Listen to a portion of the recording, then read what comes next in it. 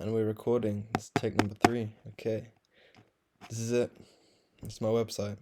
Got there in the end.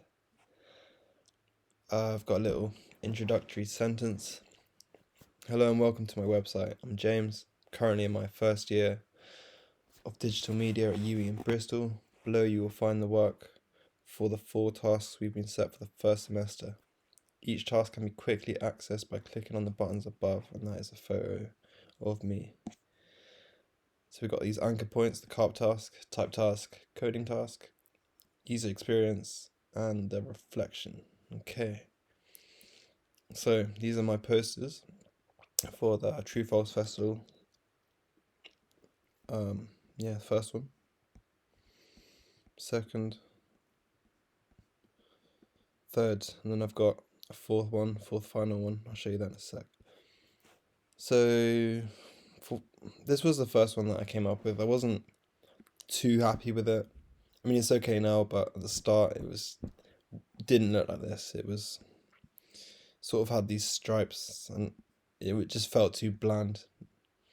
Even now it's not the best, and then I've sort of incorporated the True False logo to be at an angle.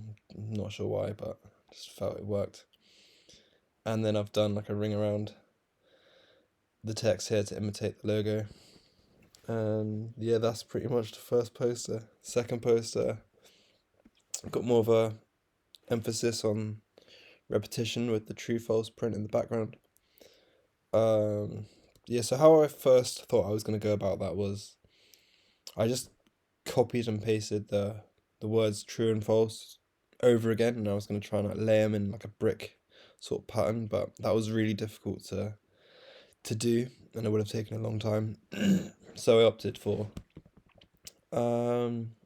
like typing out true false, copying pasting that in this big text box, and then just angling it and sticking it in the background. And then this is text that I've warped in Illustrator and ported over to InDesign. And this is the second poster. Third one, I like this one. This one's okay. Only thing I would say is there's a lot of empty space. It's quite, the main struggle I had with this one was, you can sort of see these bits. I didn't know how to make sure these bits were black, and the same down here in this little white portion of the S. That was quite difficult. I had to do that manually. I will show you in InDesign, because it doesn't look too bad there, but if you zoom in into here, it does get a bit messy. So you can sort of see how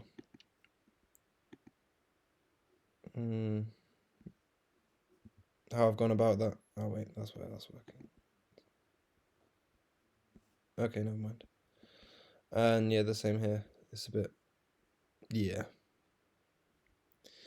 There we go. Yeah.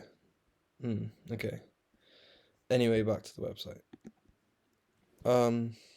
Yeah, I like the poster. It's okay. But for my final poster, I sort of took the centered logo and just went in a different direction with it altogether. So we've got a black background now instead of the red and white one, which I feel allows better contrast for the text just to pop out. I'm happy with this arrangement. I quite like this. I like the difference in colours. I like how this sort of fits into each other, And yeah, this is the final poster. I like how there's a clear progression between them as well. I feel like each one's sort of an improvement on the last, which is good. Another thing, this picture in the background, it does sort of hang over the edges here. That was intentional. I tried it.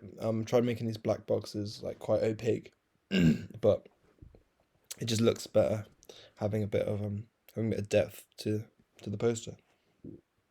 So yeah, that's the carp task. The type task, we got the axial, radial, dilatational, grid, bilateral, transitional, modular, and random. These are the type posters, and there's some some definitions here. And then a little reflection on how it was. This was the first task that I managed to complete out of all of them.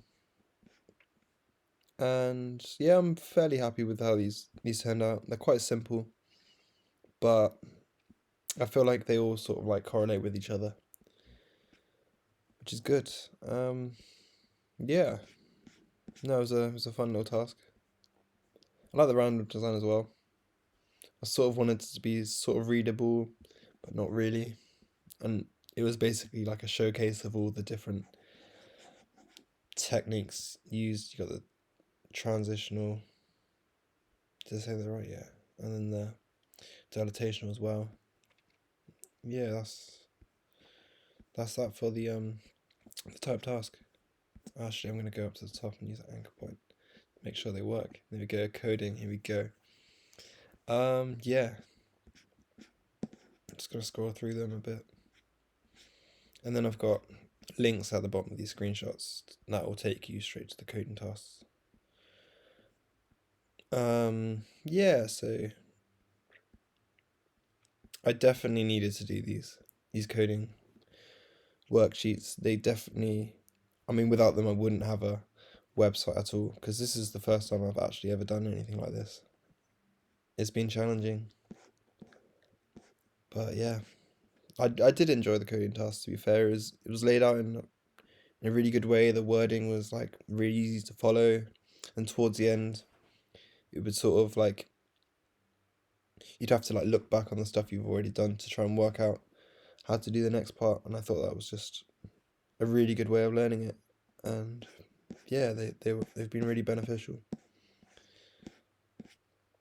So I'm going to go now to the user experience section.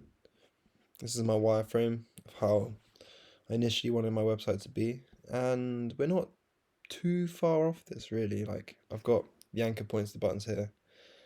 Yeah, 2 photos initially, but I think one's enough. I don't need to see my face twice. Yeah, carp tasks, reflection, type tasks, and single scrolling as well. That's important. I did always want to do a single scrolling website, so I'm glad that I got this. And the flowchart as well. Zoom in a bit.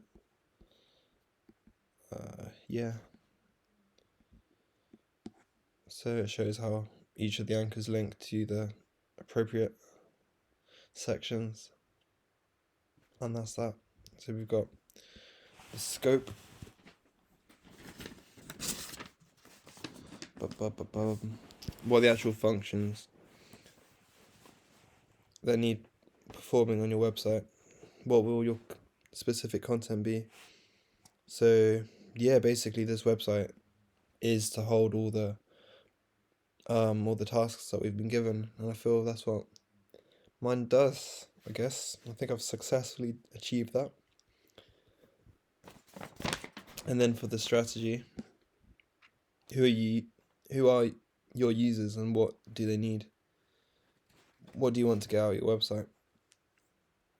So yeah, that's that. And then I've got 500 word ish.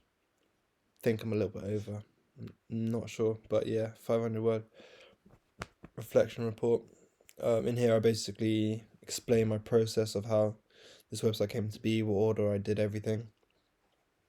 And yeah, and just how hard it was at first, and just how I don't know if I've included in this, but I wasn't even sure if I was gonna be able to get this all done, because the website, actually piecing it together, came last, and I should have done it before, but I was just a bit overwhelmed with how to do everything. But it worked out. I just needed that little push, and I got that, and I think I've got a fairly aesthetically appealing but quite simple website that has everything in it. I'm gonna go back to the bottom. These are my 2 references I used. This is the one for the typographic layout systems. This is where I got the inspiration for my designs, and also a bit of inspiration on the definitions as well. And the second reference is for the image in the final poster, the final car poster. So that's that. That's my website. Thank you. Nice.